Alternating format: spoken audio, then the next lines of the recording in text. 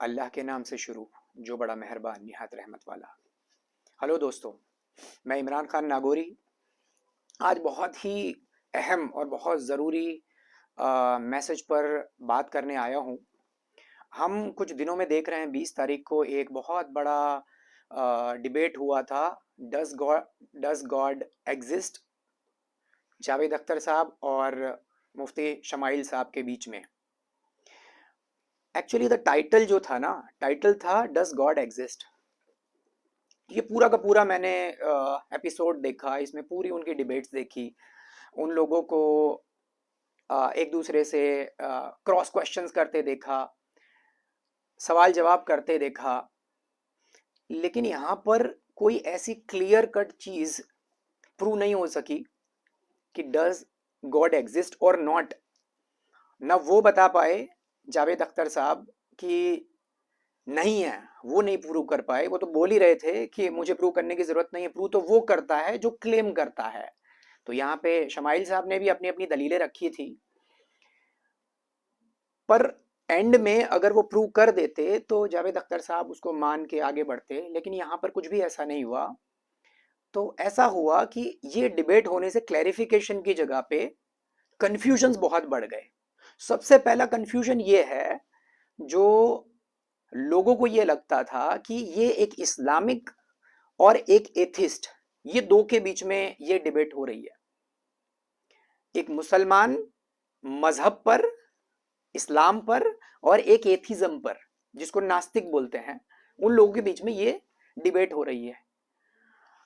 जावेद अख्तर साहब उन लोगों में, एथिज्म में बिलीव करते हैं, उनकी एंड से बात कर रहे थे, और मुफ्ती साहब इस्लाम की तरफ से बात कर रहे थे, ऐसा लोगों को लगा। लेकिन लेट मी टेल यू, और ये क्लैरिफाई अपने दिमाग में कर लीजिए, क्योंकि मैं आगे जो बताने वाला हूं उससे पहले ये क्लियर करना बहुत जरूरी है कि ये डिबेट किसी पर्टिकुलर मजहब को लेकर के थी नहीं, इसीलिए किसी पर्टिकुलर स्क्रिप्चर्स को कोट नहीं किया गया है। ना मुफ्ती साहब ने कुरान को कोट किया, ना बाइबल को कोट किया, ना न्यू टेस्टामेंट, ना ओल्ड टेस्टामेंट, ना तौरात, ना बाइबल, ना किसी भी श्लोक या किसी भी ऋग्वेद, किसी वेद में या यजुर्वेद में या उपनिषद को कोट किया गया। ऐसा नहीं हुआ। क्यों? क्योंकि ये डिबेट थी गॉड को मानने वालों की तरफ से और गॉड को ना मानने वालों की तरफ से। तो ये क्लियर होना बहुत जरूरी है। तो आप अपने दिमाग में ये मजहब वाला कॉन्सेप्ट साइड पे रख के ये मेरा पूरा वीडियो एक बार ध्यान से सुनिएगा। हो सकता है जो सवाल जवाब वहां पे हुए थे उसके प्रॉपर आंसर वहां नहीं मिले हों, लेकिन मैं अपने एंड से कोशिश कर रहा हूं कि वो जितने भी सवाल थे मैंने लिखे हुए हैं यहाँ पे, मैं ट्राई करूंगा एक एक लॉजिकल वे में क्लियर करने की, ताकि जो लोग अभी कंफ्यूज हो गए हैं कि यार ये सही हो सकते हैं, कुछ कॉन्सेप्ट में ये सही हो सकते हैं। सो इन केस ऑफ गॉड, किसी गॉड के एग्जिस्टेंस में, क्रिएटर की डिस्कशन में, डिबेट में, ये भी सही हो सकता है या ये भी सही हो सकता है, नहीं होता। It is very much clear. अगर आप यस हो तो इस तरफ हो, नो हो तो इस तरफ, बीच का कोई रास्ता है ही नहीं। अगर आप बिलीव करते हो कि गॉड है, then you are the side कि गॉड एग्जिस्ट। और अगर आप ये मानते हो कि गॉड एग्जिस्ट नहीं करता है, तो आप इस तरफ हो, कोई बीच का रास्ता नहीं है। तो आप दोनों के अलग अलग कॉन्सेप्ट जो आपकी सहूलियत के हिसाब से या हमारी फैसिलिटी के हिसाब से सही है, हमारे लॉजिक के हिसाब से जो सही लग रहा है, मुझे लग रहा है कि इनकी ये क्वेश्चंस थोड़े सही लग रहे थे, इनका ये जो आर्ग्यूमेंट सही था, तो मैंने उसको यहां से ले लिया, इसको यहां से नहीं। ऐसा नहीं होता। इन केस ऑफ जब गॉड की बात आती है, then will have to be very much sure कि कॉन्ट्राडिक्शन कभी नहीं होना चाहिए। तभी जाके आप थियस्ट हो या एथिस्ट हो, ये क्लियर हो जाता है। तो आप ये जहन अपने दिमाग से निकाल दीजिएगा कि मैं मुसलमान हूं तो मुझे सुनना चाहिए, मैं हिंदू हूं तो मुझे सुनना चाहिए, मैं सिख हूं, ईसाई हूं, या जूस हूं, या जैन हूं, बुद्ध हूं, पारसी हूं, मुझे सुन।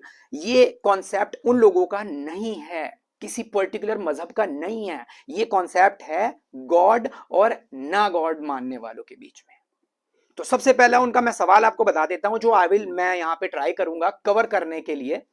पहला ये सवाल, जो सबसे बेसिक जो टॉपिक था, इस पूरी डिबेट का जो सबसे मेन टाइटल था वो था डज गॉड एग्जिस्ट, ये पहला सवाल था। दूसरा, गॉड कितने हैं, ये उसमें इन बिटवीन डिबेट में आया था। गॉड कैसा है, एक और चीज, गॉड ने दुनिया बनाई, उससे पहले गॉड क्या कर रहा था, ये भी एक सवाल था जावेद अख्तर साहब के बीच दिमाग में। ये टेस्ट की जरूरत क्यों है, अगर गॉड सब कुछ जानते हैं, he is all knowing, all wise, all powerful, अगर उसको पता ही है गॉड को कि फ्यूचर क्या होने वाला है, ये बुरे काम करेगा, ये अच्छे काम करेगा, तो गॉड ने क्यों उनको पहले से जहन्नम में या जन्नत में नहीं डाल दिए कि भाई जो अच्छा काम करने वाला है उसको पहले जन्नत में डाल दो, और बुरा काम करने वाला उसको जहन्नम में पहले से क्यों नहीं डाला, ये भी एक सवाल। मतलब ये ऐसे थे जो इनडायरेक्ट क्वेश्चंस थे, बट थे। क्यों गॉड दिखता नहीं है, गॉड दिखता क्यों नहीं है, ये भी एक सवाल था। और गॉड गाजा में जो सबसे इंपॉर्टेंट, जो सबसे लास्ट वाला क्वेश्चन था जो रिपीटेडली पूछा जा रहा था, वो ये था कि गाजा में या कहीं और जहां पे जुल्म होते हैं, जुल्म की इंतहा हो जाती है, तो वहां पे गॉड कुछ करता क्यों नहीं है, गॉड दिखता क्यों नहीं है, गॉड अपना जो रहीमियत है वहां क्यों नहीं दिखाता, ये भी एक क्वेश्चन था। ये सबसे भारी क्वेश्चन था। और एक और सवाल था कि क्रिएशन जो भी है ये साइंस से बना है, और जो फूल हैं वो अगर देखा जाए तो ब्यूटीफुल फूल वही हैं, फ्लावर्स जिनको क्रॉस ब्रीड करके जो इंसानों ने बनाए हैं। ये भी एक जावेद अख्तर साहब ने एक चीज रखी थी। मैं इंशाल्लाह मैं कोशिश करूंगा ये सारे सवालों के जवाब आपको लॉजिकली देने की कोशिश करता हूं, किसी मजहब के बारे में नहीं। मैं सबसे पहले ये क्लियर कर दूं कि मैं किसकी तरफ से हूं। We believe in one God, हम एक गॉड में मानते हैं। उसके बाद मैं एग्जिस्टेंस पे बात करूंगा। हम एक गॉड में मानते हैं। हर किताब में यही जिक्र है। आप चाहे कुरान करीम ले लो, आप जूस की किताब ले लो तौरेत, आप बाइबल में न्यू टेस्टामेंट या ओल्ड टेस्टामेंट कोई भी ले लो, आप ऋग्वेद ले लो, यजुर्वेद ले लो, उपनिषद ले लो, आप गुरु ग्रंथ साहिब ले लो सिखों के, जैनों की किताब दे लो, पारसियों की 11 ले लो, जितनी भी किताबें हैं जो मजहब की बात करते हैं, जो बिलीव करते हैं गॉड के एग्जिस्टेंस में, हर एक का मानना यह है कि गॉड एक है। अच्छा, यहां पे एक कंफ्यूजन थोड़ा क्लियर कर देता हूं। कुछ लोग ये भी मानते हैं, कुछ लोग ये बोलते हैं कि यार हिंदुइज्म में तो 33 करोड़ देवी देवता हैं। तो let me B very much clear यहां पे कि 33 करोड़ देवी देवता हैं। हिंदुइज्म के हिसाब से 33 करोड़ देवी देवता हैं, गॉड नहीं है। गॉड इज ईश्वर, परमेश्वर, जो परम ईश्वर है। इन सब देवी देवताओं के ऊपर एक परमेश्वर है जिनकी ये देवी देवता भी इबादत करते थे। वो ईश्वर की मैं बात कर रहा हूं, वो एक है। ये हिंदुइज्म का कॉन्सेप्ट है, लेकिन वो एक है। अल्टीमेटली वो गोल जाके पहुंचता वहां पे है। तो इस्लाम में भी 1,24,000 पैगंबर आए। आदम अलैहिस्सलाम जहां से दुनिया बनी वहां से लेके अभी तक 1,24,000 कमोबेश अंबियाए किराम, जिसको नबी बोलते हैं, पैगंबर बोलते हैं, मैसेंजर बोलते हैं, वो आए। ठीक है, तो हमारे जहन में ये 1,24,000 या जो भी तादाद एग्जैक्ट है वो तो रब जानता है, वो तादाद जितनी भी थी हम उन लोगों को फॉलो करते हैं, उन लोगों की इबादत नहीं करते।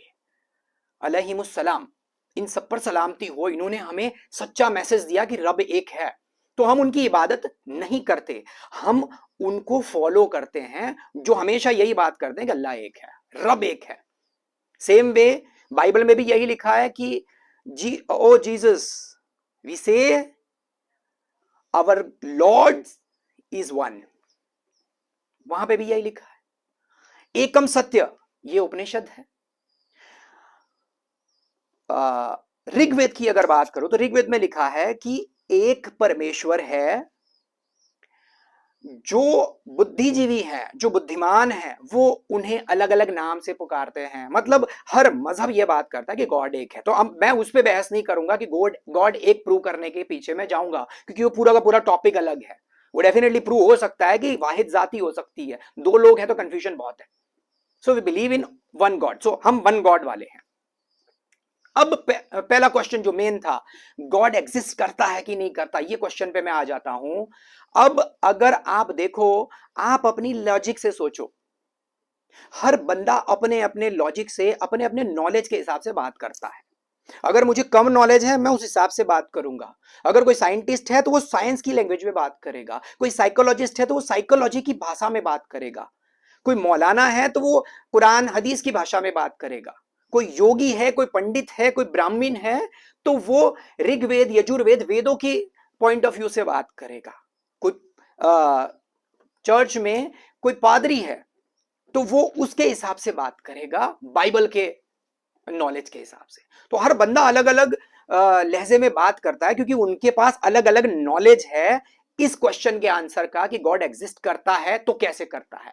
मैं यहां पे आपको कंफ्यूज करने नहीं, मैं बहुत लॉजिकल सिंपल वे में बात करूंगा। आप अपने आप से सवाल पूछिएगा कि दुनिया में आप जो कुछ देखते हो, जो कुछ भी देखते हो, मिसाल के तौर पे ये मोबाइल फोन है जिसपे मैं रिकॉर्ड कर रहा हूं, तो ये मोबाइल है, पहले नहीं था, अब है। तो ये डेफिनेशन बहुत क्लियर है, अपने दिमाग में रखना कि जो चीज पहले नहीं होती और अब आ जाती है तो उसका कोई क्रिएटर होता है, उसका बनाने वाला होता है। तो मोबाइल का भी बनाने वाला होगा कहीं ना कहीं। कार है, पहले नहीं थी, अब कार है, तो कार का भी क्रिएटर होगा, बनाने वाला होगा। वैसे ही रोबोट है, पहले नहीं था रोबोट, अब रोबोट है, इसका मतलब रोबोट नहीं था, नॉन एग्जिस्टेंस में से एग्जिस्टेंस में आ गया, इसका मतलब कोई क्रिएटर है। तो क्रिएशन और क्रिएटर में यह फर्क है कि क्रिएटर कभी क्रिएट पहले से नहीं होता। तो जो क्रिएशन होती है वो हमेशा क्रिएट की जाती है, वो नॉन एग्जिस्टेंस में होती है। जैसे इंसान पहले नहीं था, आप मैं पहले नहीं थे, ये दुनिया करोड़ों साल हो गए, साइंस ये कहता है कि इसको बिलियंस ऑफ ईयर बीत गए हैं। अच्छा, तब इंसान तो थे ही नहीं। इंसान का अगर आप कैलकुलेशन करोगे ना year by year, year by year कि इतने साल इतने साल, भाई जो ओल्डेस्ट चीज जो बोल दे, मुझे नहीं लगता कि वो बोलेगा कि 20,000 साल हो गए हैं इंसान को आए हुए, 20,000 साल से ज्यादा नहीं हुए। लेकिन बात हो रही है कि दुनिया का क्रिएशन साइंस अपने प्रूफ के जरिए से ये प्रूव कर रहा है कि बिलियंस ऑफ ईयर हो गए, मतलब हम एग्जिस्ट नहीं करते थे और हम एग्जिस्टेंस में आए, मतलब हम बनाए गए हैं। सो क्रिएटर बनाने वाला होता है, तो एक क्रिएटर है जिसने हम सबको बनाया। अब क्वेश्चन ये है कि जो बार बार जावेद अख्तर साहब पूछ रहे थे कि क्रिएटर पे जाके आपकी सुई क्यों अटकती है, क्यों अटकती है? क्योंकि होता क्या है कि जो चीज नॉन एग्जिस्टेंस होती है उसका एग्जिस्ट, उसका वजूद बनता है, तब जाके वो क्रिएट की जाती है, ये माना जाता है। लेकिन जो चीज पहले से एग्जिस्ट थी, जो पहले से मौजूद थी, वो अगर मौजूद ही है, इसका मतलब इसका कोई क्रिएशन हो ही नहीं सकता। क्रिएटर उसका होता है जो नॉन एग्जिस्टेंस में से एग्जिस्टेंस में आती है चीजें। तो दुनिया की हर चीज आप ऑब्जर्व कर लो, हर एक चीज कहीं ना कहीं नहीं थी पहले, अब है, इसका मतलब क्रिएटर है। और रब हमेशा से था, हमेशा से था, इसलिए उसका कोई क्रिएटर नहीं है। क्रिएटर है नहीं तो अल्टीमेटली आपको एक एंड पे जाकर रुकना पड़ेगा। चलो मान लेते हैं जावेद अख्तर साहब के हिसाब से, ये मान लेते हैं हम कि क्रिएटर जो है वहां पे हम नहीं अटकते उनके हिसाब से। ये मेरा थॉट नहीं है, मेरा लॉजिक नहीं है, इसको कट करके पेश मत कर देना कि मैं ऐसा बोल रहा था, प्लीज डोंट डू इट। मैं आपको क्लियर करता हूं।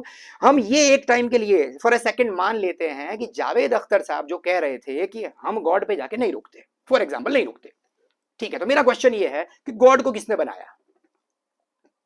मेरा क्वेश्चन ये है कि गॉड को फिर किसने बनाया? अगर बोलते हैं कि ये चीज ने गॉड को बनाया, देन वो चीज हमारा गॉड है।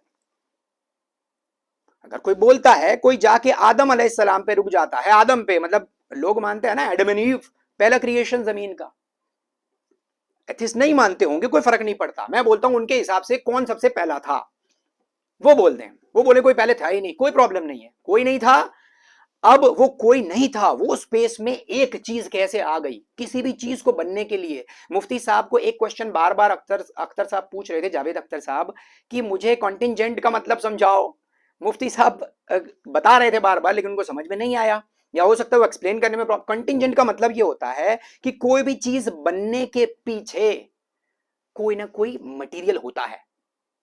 किसी भी चीज को बनने के लिए कोई मटेरियल की जरूरत पड़ती है, उसके बिना चीज एग्जिस्टेंस में नहीं आती है। एग्जाम्पल के तौर पे अगर ये तस्बीह है तो इसको बनाने के लिए मटेरियल लगा होगा, अगर ये मोबाइल है तो इसको बनाने के लिए मटेरियल लगा होगा, जमीन है तो जमीन को बनाने के लिए मिट्टी लगी है। तो ये सारी चीज मानी जाती है। उसमें से one by one, for example gold था तो जमीन में था, लेकिन उसको बनाने के लिए कोई मटेरियल लगा है, वो एग्जिस्टेंस में आता चला गया।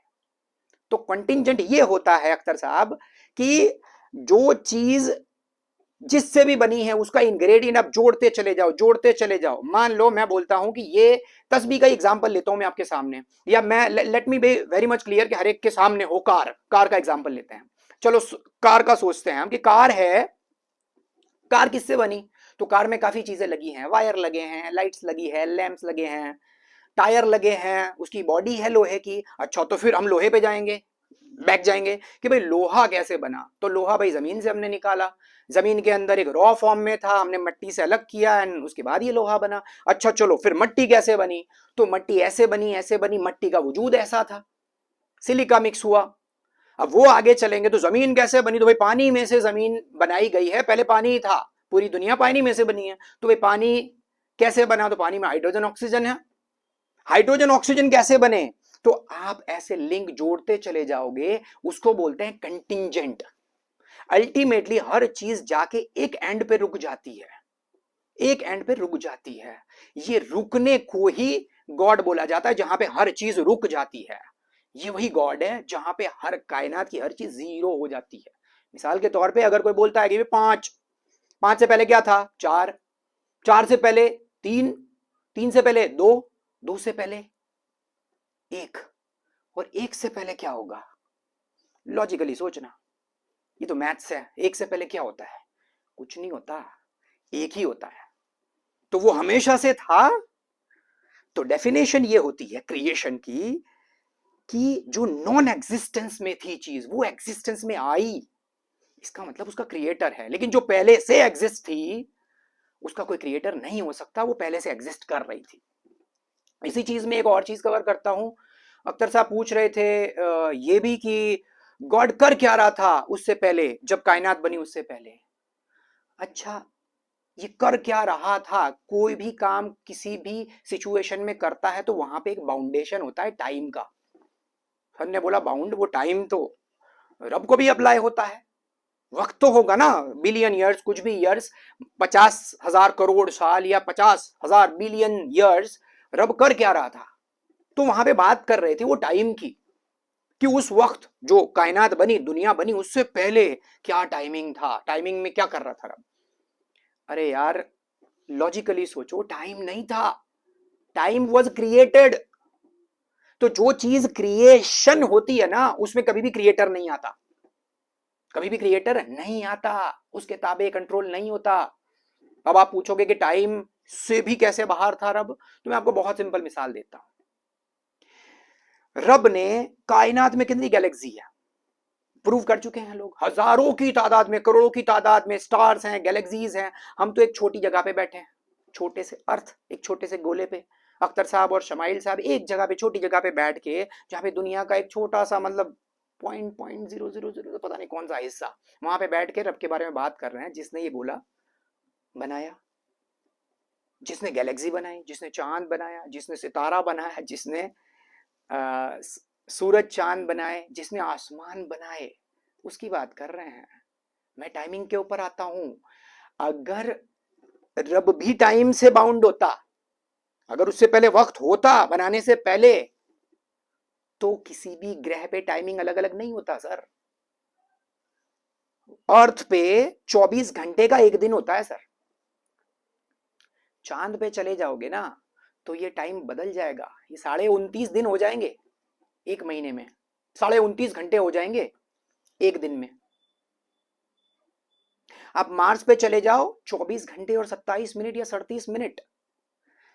और अलग ग्रह पे चले जाओ, टाइमिंग बदल जाएगा। तो टाइमिंग हर जगह पे बदल रहा है। अगर अगर आपके हिसाब से गॉड क्या कर रहा होता, गॉड टाइम में बंधा होता, तो टाइम हमेशा स्टैंडर्ड होता, हर जगह पे एक होता। टाइम एक है ही नहीं। ये सबसे बड़ी मिसाल है कि टाइम भी बनाया गया है रब के द्वारा, गॉड के द्वारा। गॉड ने टाइम भी बनाया है, तो गॉड टाइम में नहीं आता सर, इसीलिए हर जगह पे टाइमिंग अलग अलग है। उसके अलावा क्या क्वेश्चन है, गॉड कैसा है, गॉड कैसा है। सर आपने बहुत ज्यादा क्रिएशंस देखे होंगे दुनिया में, मैं कार का एग्जांपल लेता हूं, कार, उसका बनाने वाला कार के जैसा होता है क्या सर, नहीं होता। जिसने मोबाइल बनाया वो मोबाइल जैसा दिखेगा क्या, नहीं होगा। अरे मैं छोड़ दो, बहुत हाईएस्ट लेवल का एग्जांपल लेता हूं, रोबोट्स, रोबोट्स बनाने वाला क्या रोबोट के जैसा होगा क्या, मैं बोलता हूं उसको हूबहू शक्ल पहना दी, उसके ऊपर चमड़ा भी लगा दिया, सब कुछ कर दिया आपके जैसा पूरा शक्ल, लेकिन वो आपके जैसा हो सकता है क्या, नहीं। तो क्रिएशन कभी भी क्रिएटर के जैसा नहीं हो सकता, और क्रिएटर कभी क्रिएशन जैसा नहीं हो सकता। तो ये आप कौन से आप क्लियर कर रहे हो कि वो किसी हद में नहीं। अब क्रिएशन की बात करते हैं, क्रिएशन क्या क्या है जिसके जैसा गॉड नहीं है, गॉड कैसा है वो तो कोई नहीं जानता, लेकिन कैसा नहीं है मैं बताता हूं आपको। हम इंसान हैं, हमारे जैसा नहीं, क्योंकि उसने बनाया हमें। सूरज चांद सितारे उसने बनाए, उसके जैसा भी नहीं है। आसमान इतना बड़ा, उसके जैसा नहीं है। पेड़ पौधे, पंछी, जानवर, सारे उसके बनाए हुए हैं, ये सारे क्रिएशंस हैं, तो क्रिएशन के जैसा गॉड हो ही नहीं सकता, तो वो किसी की तरह नहीं है। अब आप एक सिंपल लॉजिकली चीज सोचो कि जो इतनी बड़ी बड़ी चीजें बना सकता है, सॉरी एक चीज मैं बताना भूल गया कि ये कैसे रब ने बनाया है। मैं आपको मिसाल वही दे रहा था कि हर एक चीज के पीछे क्रिएटर होता है जो नॉन एग्जिस्ट थी और एग्जिस्ट कर गई, तो कोई ना कोई क्रिएशन होगा ना। लॉजिकली सोचो यार, कोई चीज ऐसे ही कैसे बन जाएगी, कोई चीज आपके सामने आ गया, बोल दो किसी ने बनाई नहीं है, ये हो ही नहीं सकता किसी ने बनाई हो, ऐसा पॉसिबल ही नहीं है। दुनिया में आज तक एक भी बंदा, जब से दुनिया बनी है आज तक एक भी बंदा ऐसा नहीं मिला है जिसने क्लेम किया हो कि मैंने पेड़ पौधा बनाया है, मैंने जानवर बनाए हैं, ये आसमान जो देख रहे हो ना मैंने बनाया है, ये जो सूरज देख रहे हो ना ये मैंने बनाया है, ये चांद जो देख रहे हो ना मैंने बनाया है, ये सितारे जो देख रहे हो ना मैंने बनाए हैं, ये जमीन जो देख रहे हो ना जिससे अंदर से मैं कुछ भी उगा देता हूं ये मैंने बनाया है, ये जो बारिश गिरती है ना ये मैं गिराता हूं, ये आप वो बाहर की बातें छोड़ दो, अब छोटी चीजों में लेके आता हूं आपकी बॉडी पे। कोई ये बोल दे, दुनिया का कोई बंदा आज तक क्लेम नहीं किया, कोई ये बोल दे कि जो तो आंखें है ना मैंने बनाई है, ये जो जबान है ना जिससे मैं बोल रहा हूं वो मैंने बनाई है, ये जो दिमाग है ना जिससे मैं सोच रहा हूं लॉजिकली सारी की सारी एनालिसिस कर रहा हूं ये मैंने बनाई है, ये जो मेरी धड़कन है ना दिल जो धक धक धक धक करता है ये मैंने बनाया है, ये जो आपके फेफड़े है ना लंग्स ये मैंने बनाया है, इंटेस्टाइन मैंने बनाए हैं। अरे बॉडी का एक छोटा सा हिस्सा जो आप खुद लेके चल रहे हो वो भी कोई क्लेम नहीं कर सकता कि मैंने बनाया है। अच्छा, अगर कोई क्लेम ही नहीं कर रहा है इसका मतलब, और क्रिएटर है जिसने बनाया है, नॉन एग्जिस्ट थी एग्जिस्ट हो गई मतलब कोई क्रिएटर है, तो कोई क्लेम ही नहीं कर रहा तो किसी ने तो बनाया है, वो जो किसी ने, वो जिसने बनाया ना वो हमारा रब है जिसको हम मानते हैं, जिसको हम गॉड मानते हैं, इसलिए गॉड एग्जिस्ट करता है। ये आपके पूरे डिबेट का जवाब ये था कि गॉड एग्जिस्ट करता है। आपकी बॉडी से पूछ लो, आप बोलोगे मेरा कंट्रोल मेरे हाथ पे है, मैं हाथ उठाऊं तो उठता है, ओके ठीक है, मैं आंखें बंद करना चाहूं तो करता हूं, कर लो। मैं बोलूंगी सांस अपनी रोको ना, आपकी सांस रोक के दिखाओ ना, 5 second 10 second 15 second 1 minute 2 minute 5 minute 10 minute 50 minute, कितना रिकॉर्ड है। आप नहीं रोक सकते, जितना आप चाहते हो उतना ही रुकेगा जितना वो चाहता है। चलो सांस को छोड़ दो, सांस तो फिर भी आप थोड़ा बहुत टाइम के लिए कंट्रोल कर सकते हो। क्या आप अपनी डाइजेशन को कंट्रोल कर सकते हो, मैंने खाया आप मेरे को हजम नहीं करना भाई, रहने दे हजम मत करना, मैं नहीं चाहता हजम हो। अरे उससे भी डीप जाओ ना, हार्ट में जिसमें इमोशंस हैं, एथिस्ट के सारे इमोशन दिल में हैं, वो दिल के इमोशन बाहर निकाल के अपने दिल से पूछो कि क्या तू मेरे लिए रुकेगा 1 मिनट के लिए, मैं तुझे ऑर्डर करता हूं क्योंकि तू मेरा दिल है, रोक के दिखा देना। कंट्रोल वही कर सकता है जो क्रिएट करता है। अगर यहाँ फैन चल रहा है ना तो यहाँ पे स्विचेस हैं, मैं बैठा हूं कंट्रोल करने वाला, मैं चाहूं तो उसको बंद कर दूं, मैं कंट्रोल कर सकता हूं क्योंकि मेरे इख्तियार में है। लेकिन जो मेरे इख्तियार में नहीं, किसी और के इख्तियार में जरूर है, वही हमारा रब है, वही हमारा मालिक है, वही एक गॉड है जो हर बंदा जिसको मानता है। अब मैं बात करता हूं, गॉड दुनिया बनाने से, हो गया टाइम वाला कॉन्सेप्ट मैंने बता दिया, दुनिया बनाने से पहले क्या टाइम ही नहीं था?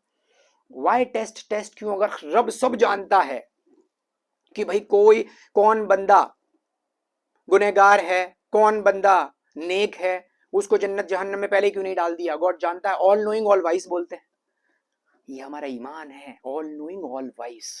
सर मैं एक प्रैक्टिकल एग्जांपल देता हूं, बहुत सिंपल वाला, हर बंदा समझ पाएगा, आप अपने दिमाग को खोल के समझने की कोशिश करना। एक एग्जाम चल रही है, ये दुनिया है ना, टेस्ट है, ये दुनिया टेस्ट है। अच्छा टेस्ट क्यों होता है ये पहले क्लियर कर देता हूं, उसके बाद फिर टेस्ट के प्रोसेस पे जाते हैं। टेस्ट क्यों होता है? दुनिया में कोई भी चीज इजाद हो, किसी भी चीज का प्रोडक्शन होता है ना, उसका टेस्टिंग जरूरी है। चाहे कार हो, मोबाइल हो, वॉच हो, कोई भी चीज हो, उसका टेस्टिंग जरूरी है। क्यों? क्योंकि टेस्टिंग के बेसिस पे हम तय करेंगे कि ये कहां भेजने लायक है। टेस्ट करने पर पता चला कि कार चल ही नहीं रही है तो स्क्रैप में जाएगी। टेस्ट करने पे पता चला कि यार ये तो बहुत ज्यादा स्पीड देने वाली कार हमने बनाई है, टेस्ट पास कर गई है, तो हम उसको अच्छे शोरूम में जमा देंगे। हमारे सामने अगर हम रॉ मट्टी निकालते हैं ना, उसमें से अगर गोल्ड निकल गया तो हम टेस्ट करते हैं कि भाई एक्चुअल में गोल्ड है कि नहीं है। अगर वो गोल्ड नहीं हुआ तो कचरा समझ के फेंक देंगे। टेस्टिंग हो रहा है ना, वो चीज का टेस्ट हो रहा है, जो चीज हमारे सामने आई है, टेस्टिंग हो रहा है। और अगर गोल्ड निकला तो उसको संभाल के तिजोरी के अंदर जाके बंद करके रख देंगे क्योंकि बहुत हाईली वैल्यूड है। तो टेस्ट की जरूरत हर एक को है ताकि उसके एग्जिस्टेंस की वैल्यू पता चले। मोबाइल की वैल्यू कब पता चलेगी? जब उसको टेस्ट किया जाएगा, जब उसको यूज किया जाएगा फॉर द फर्स्ट टाइम, तब जाके उसकी वैल्यू पता। कार की वैल्यू कब पता चलेगी? जब उसको टेस्ट किया जाएगा। टेस्ट पास करती है तो ठीक है, कार जिस पर्पस के लिए बनी थी ओके, नहीं पास करती तो फिर उसको वापस क्रैप में डाल के रिसाइकल बिन। टेस्ट इसीलिए जरूरी है सर, हर चीज का टेस्ट होता है। लॉजिकली सोचना, आप किसी भी चीज को टेस्ट के बिना आप नहीं लॉन्च कर सकते। आप सर जो मूवी बनाते हो, कविता बनाते हो, आप जो भी पोएट्री लिखते हो ना सर, उसमें भी आप पहले रफ लिखते होंगे, उसको चेक करते होंगे सही जा रहे हैं सारे अल्फाज, रिदम सब कुछ सही है, उसके बाद आप लॉन्च करते होंगे या गाते होंगे सर। तो जरूरी है टेस्ट। अब टेस्ट जरूरी है तो हम ये दुनिया में टेस्ट के लिए उतारे गए हैं। ये हर मजहब जो गॉड एग्जिस्ट में मानता है, हर बंदा मानता है, और मैं मानता हूं आज आप ये मानोगे कि गॉड एग्जिस्ट करता है, तो आप भी यही सोचोगे हम ये टेस्ट के पीरियड में हैं। हमें बनाया है तो डेफिनेटली टेस्ट होगा हमारा। जैसे हर प्रोडक्शन का टेस्ट होता है, हर क्रिएशन का टेस्ट होता है, हर प्रोडक्ट का टेस्ट होता है, हर सर्विस का टेस्ट होता है, वैसे ही हम भी एक प्रोडक्ट हैं, हम भी एक क्रिएशन है, इसीलिए हमारा भी टेस्ट है। तो हम टेस्ट के जोन में हैं अभी। अब ये टेस्ट चल रहा है। एक क्लासरूम का एग्जांपल देता हूं मैं। I used to teach people, मैं पढ़ाता था, I used to be the teacher, professor था। मेरे क्लास में अगर 20 बच्चे होते थे ना, 20 बच्चे, तो मुझे पता होता था कि ये 5 बच्चे ना फेल हो जाएंगे, मुझे पता है। और मुझे पता है ये 4 टॉप करेंगे और बाकी के सारे एवरेज रहेंगे, मैं जानता हूं। लेकिन मैं ये नहीं सीधा उनको रिजल्ट नहीं देता कि सर लो आप पास हो, वो फेल वाले को दे दिया, फेल हो आपको ये एवरेज स्कोर है, मैं नहीं दे सकता। क्यों? क्योंकि ये अक्ल, फ्री विल जो आपको रब ने, गॉड ने दी है, उसी फ्री विल के जरिए से आप ये सवाल पूछोगे। तो जो ये फ्री विल आपको मिली है रब की तरफ से, आप उसी को यूज करके रब से सवाल करोगे कि मुझे जहन्नम में क्यों डाला जा रहा है, मेरा तो टेस्ट हुआ ही नहीं। मुझे जन्नत में डाल रहे हो, मेरे दोस्त को आपने जहन्नम में डाल दिया है, क्यों डाला है? क्योंकि आप वो पूछोगे, क्योंकि आपको फ्री विल मिला है, अक्ल मिली है, सोचने का लॉजिक मिला है, नजरिया मिला है, दिमाग मिला है। आप उसके चलते जरूर पूछोगे कि मुझे बिना किसी कारण के क्यों जहन्नम में डाला जा रहा है। इसीलिए टेस्ट होता है सर। ये दुनिया में टेस्ट होगा तभी जस्टिफाई करेगा कि आप जहन्नमी हो कि जन्नती हो, आप स्वर्ग में जाओगे कि नरक में जाओगे, ये डेट्स आपके तय करेंगे सर। ये कॉन्सेप्ट है टेस्टिंग का। अब ये चीज आपके सामने जवाब देता हूं उस सवाल का कि रब सामने क्यों नहीं आता, रब दिखता क्यों नहीं है, रब ये सारे प्रॉब्लम्स हो रहे हैं, जुल्म हो रहे हैं, तो उसमें हेल्प क्यों नहीं करता। सर एग्जाम होती है ना, एग्जाम, जैसे मैं एग्जाम ले रहा हूं ना, तो वहां पे मैं आके बुक नहीं दूंगा कि बच्चों लो, या उसको कोई कंफ्यूजन है, कोई इश्यू है टेस्ट देने में, तो मैं उसको समझाऊं कि ये इसका आंसर है, या मैं उसको बुक दे दूं, या उसको वो नॉलेज दे दूं जो उसको चाहिए टेस्ट पास होने के लिए, मैं उसको दे दूं। अगर मैंने दे दिया तो टेस्ट का कोई मतलब नहीं। अगर रब आ गया, रब दिख गया, तो टेस्ट का कोई मतलब ही नहीं है, हर बंदा मान जाएगा। टेस्ट का मतलब ही ये है कि नाद देख के मानना। अगर देख के मान लिया तो टेस्ट की जरूरत ही नहीं है ना, सीधा सारे पास। इसीलिए वो दिखता नहीं है। वो अगर इंटरफियर करता गजा में हो रहे जुल्म सितम पे, या कहीं और जुल्म हो रहा है उस पे, अगर वो इंटरफियर करता कि वो मदद के लिए आ जाता या किसी को भेज देता या कुछ करता, अगेन आपकी फ्री विल के सामने वो एक ऐसी चीज है जो आप इंटरफियरेंस में डाल रहे हो, जिसके चलते वो बोलता कि तू तो सामने, मेरे सामने तूने ही जवाब दिया था। तो कुछ लोगों के लिए आना, कुछ लोगों के लिए नहीं आना, उन लोगों के लिए आना, इन लोगों के लिए नहीं आना, इन लोगों के लिए भेजना नहीं भेजना, इसकी मशलियत क्या है वो कभी भी समझ में नहीं आती। अगर वो मदद के लिए आ जाता तो टेस्ट का कोई मतलब नहीं ना, वो सामने वाले तो हार ही जाते, वैसे ही वो लड़ते ही नहीं, वो देख लेते कि भाई रब आ गया है, अब तो क्या है, लड़ना ही नहीं चाहिए, वो लड़ाई खत्म हो जाती, वो जहन्नमी बच जाता। तो सर वो इसीलिए नहीं आता है। एक और है ना इल्मी नुक्ता बताता हूं, ये तो मैंने आपको लॉजिकल आंसर किया है, एक इल्मी नुक्ता बताता हूं। ये जो हमारी आंखें हैं ना, इसकी एक लिमिट है। हमारे हाथ है ना, इसकी एक लिमिट है। क्या लिमिट है? लोग बोलते हैं अनलिमिटेड है। अरे मैं बताता हूँ क्या लिमिट है आपकी। आप हाथ से कुछ उठाओ डंबल 5 किलो का, फिर 10 किलो का, 20 किलो का, 30 किलो का, 50 किलो का, फिर उठा के बताओ 60 किलो का, 70 किलो का। अगर कोई प्रॉपर बॉडी बिल्डर है भाई वो 100 किलो भी उठाएगा। लेकिन फिर क्या, फिर क्या लिमिट है? आपके हाथ की लिमिट है। आपको बोलता हूं भागो, तेज भागो, बहुत तेज भागो, हम भागोगे, फिर मैं बोलूंगा और तेज भागो, अपनी लिमिट। अनलिमिटेड कुछ नहीं है। आपकी सोच उतनी लिमिटेड है जितनी रब ने दी है। कंप्यूटर बंदा बनाता है ना, कंप्यूटर बनाने वाला, रोबोट बनाने वाला, तो जो क्रिएटर होता है ना, रोबोट का बनाने वाला डेवलपर, वो उस रोबोट की लिमिटेशंस रखता है कि भाई ये नहीं कर पाएगा, इसको ये नहीं करना है, ये नहीं कर सकता, वो बेफुजूल किसी का मर्डर नहीं करेगा, प्रोग्राम करने में आता है उसको, उसकी सोच इससे ज्यादा नहीं बढ़नी चाहिए। ये सारा प्रोग्राम किया जाता है कंप्यूटर में सर, किया जाता है ना। उसके बिना तो सारे लिमिटलेस हो जाएंगे, फिर तो जहां देखो वहां पे हमले ही हमले, खतरे ही खतरे, गुनाह ही गुनाह, कोई लिमिट ही नहीं, हर बंदा गुनाह करता चला जाएगा। लेकिन लिमिट होती है। वैसे ही हमारी आंखों की लिमिट है। मैं अगर देख पा रहा हूं तो मेरा विजन इतना क्लियर है, मेरा विजन इतना क्लियर है, जितना मैं देख सकता हूं उतना ही देखूंगा। क्या मैं पूरा आसमान देख सकता हूं इन्हीं आंखों से सीधा वन वे, या टुकड़ों टुकड़ों में देखूंगा? क्या मैं कोई बड़ी सी बिल्डिंग जो बहुत ऊंची है, बुर्ज खलीफा दुनिया की सबसे ऊंची बिल्डिंग है ना, क्या आप उसको अपनी आंखों से सीधा देख सकते हो? बहुत दूर होगी तो देखोगे, लेकिन करीब जाके देख सकते हो क्या? हमारी आंखों की लिमिट है। सर मुझे ये बताओ कि गॉड जो निराकार है, जिसने जमीन, आसमान, सूरज, चांद, सितारे, इतना बड़ा आसमान बनाया, सूरज है ना, सूरज, ये दुनिया से 12 लाख गुना है सूरज। अच्छा मुझे ये बताओ, ये सूरज की आंखों में आप देख सकते हो क्या सूरज को? कंटिन्यू है तो दूर, आपको पूरा दिखता है, लेकिन देखो ना उसको, सूरज को पूरी आंखें, आंखों में आंखें मिला के देखो, कुछ वक्त जाएगा आपकी आंखें जाया हो जाएंगी सर, आपकी आंखें खत्म हो जाएंगी, सूरज को नहीं देख सकते आप। तो अब सोचो, वो क्रिएटर जिसने सूरज बनाया, चांद बनाया, आसमान इतना बड़ा जहां पे सूरज रख दिया, वो कितना बड़ा होगा कि आपकी आंखों में आ सकता है? क्या आप उसको देख भी सकते हो?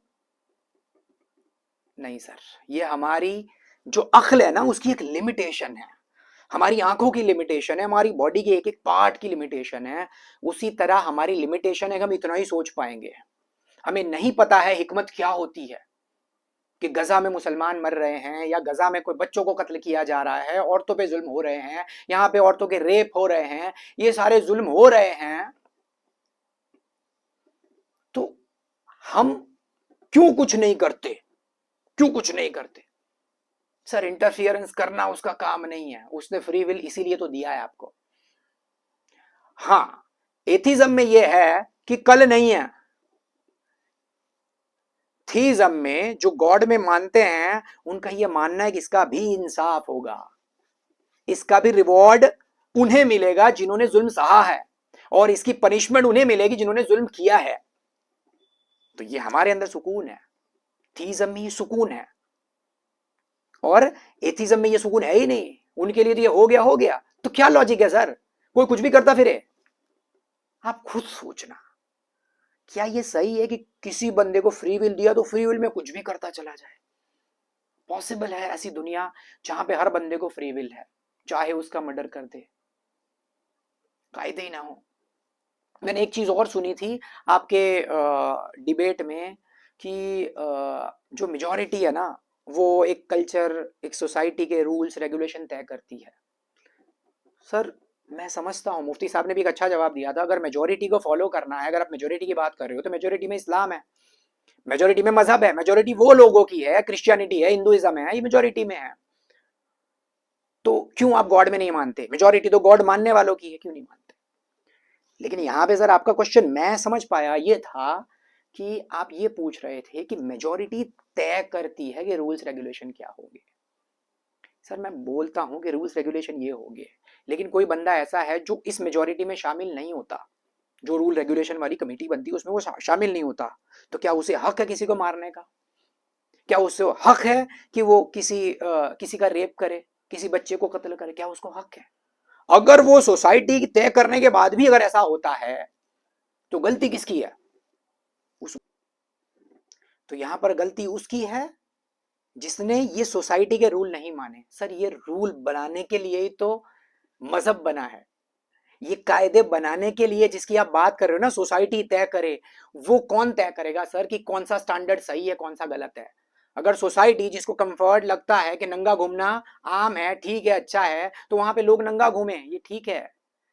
नहीं, क्रिएटर डिसाइड करेगा कि क्रिएशन के रूल्स रेगुलेशन क्या होंगे। कार का मैन्युफैक्चरर तय करेगा कि इसकी हैंडबुक में मैनुअल्स क्या होगा। मोबाइल का मैन्युफैक्चरर तय करेगा कि मोबाइल को कितने % चार्ज करना है, कितने घंटे चार्ज करना है, कितने घंटे आप इसको फोन पे यूज कर सकते हो, आप इसको कितने घंटे तक कान पे लगा के रख सकते हो, कितने घंटे तक इसका यूज कर सकते हो, स्क्रीन टाइम है, ये मोबाइल का मैन्युफैक्चरर तय करेगा, आप नहीं तय करोगे सर। क्रिएशन कभी भी रूल नहीं बना सकता, मोबाइल अपने आप रूल नहीं बनाएगा, रोबोट अपने आप रूल नहीं बनाएगा, टीवी अपने आप रूल नहीं बनाएगा, कार अपने आप रूल नहीं बनाएगा, कोई भी क्रिएशन कभी भी अपने आप रूल्स नहीं बनाएगा, उसका क्रिएटर उसके रूल्स बनाता है सर। तो कैसे आप क्रिएशन को बोल सकते हो कि क्रिएशन जो है, जो सोसाइटी बनी है, वो लोग डिसाइड करें और तय करें कि रूल्स कौन से सही है कौन से गलत है? सर ये सारी की सारी चीजें है ना, लॉजिकली आप सोचोगे ना तो आपको समझ में आएगा कि इसीलिए गॉड एग्जिस्ट करता है। आई होप मैंने जितने भी क्वेश्चंस शुरुआत में करे थे, मैंने कोशिश करी है उसको क्लियर करने की। मैंने इसमें अपना जितना लॉजिकल चीजें सोच सकता था, जितनी लॉजिकल बात कर सकता था, सब आपके सामने रखी है मेरे दोस्तों। अब अगर फिर भी आपको कोई क्वेश्चन है, कोई सवाल है, कोई कंफ्यूजन है, आप कमेंट बॉक्स में डाल सकते हो। और मेरा ये वीडियो अगर आपको सही में नॉलेजेबल लगता है, लॉजिकल लगता है, चीजों को समझाने वाला लगता है, तो अपने दोस्तों के साथ, यारों के साथ, जानने वालों के साथ, मानने वालों के साथ, हर उस बंदे के साथ शेयर करना जिसे आप चाहते हो कि ये नॉलेज मिले और वो सही राह पे आए। इसी के साथ मैं विदा लेता हूं। Thank you very much. सत श्री अकाल, आदाब, अस्सलाम वालेकुम वरहमतुल्लाहि ताला बरकातहू। अल्लाह आप सबको खुश रखे। जय हिंद।